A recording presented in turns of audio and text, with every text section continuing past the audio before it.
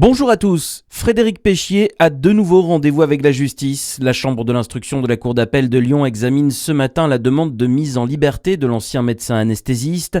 Le quinquagénaire avait été condamné par la cour d'assises du Doubs à la perpétuité en décembre dernier pour 30 empoisonnements, dont 12 mortels de patients lorsqu'il exerçait dans des cliniques de Besançon entre 2008 et 2017. Des faits qu'il a toujours niés tout au long des 3 mois de son procès fleuve.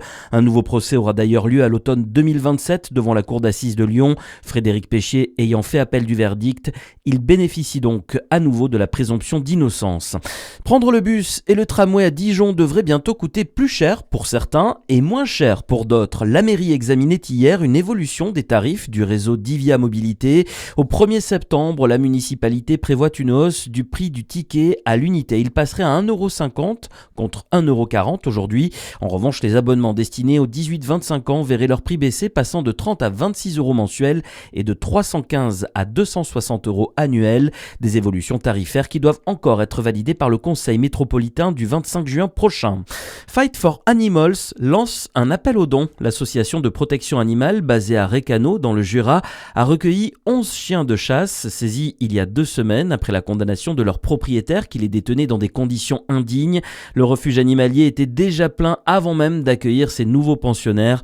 Les bénévoles ont besoin de fonds pour assurer les soins et les nourrir, des frais estimés à 6 000 €.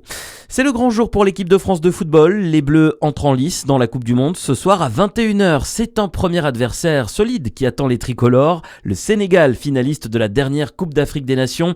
La première étape d'un long parcours vers une 3e étoile dont rêve le milieu de l'équipe de France, N'Golo Kanté. Dans le groupe, aujourd'hui, il y a ceux qui l'ont gagné, alors qu'en 2018, c'était pas le cas. Il n'y avait que le coach. Et aujourd'hui, voilà, on a vu ce que ça représente de gagner une Coupe du Monde, la joie que ça procure pour les supporters français, pour le peuple. Et on aimerait beaucoup en fait revivre ces émotions-là. Et ça fait que je pense qu'il y a l'expérience de certains gagnants. Et il y a beaucoup de nouveaux avec la volonté de faire partie de cette aventure. Avec un succès, on l'espère. France-Sénégal, c'est à 21 h ce soir. À suivre également ce soir, les 2 autres futurs adversaires des Bleus. Dans ces phases de poule, la rencontre Irak-Norvège. Quant aux 4 matchs disputés hier et cette nuit, ils se sont tous soldés par un score nul.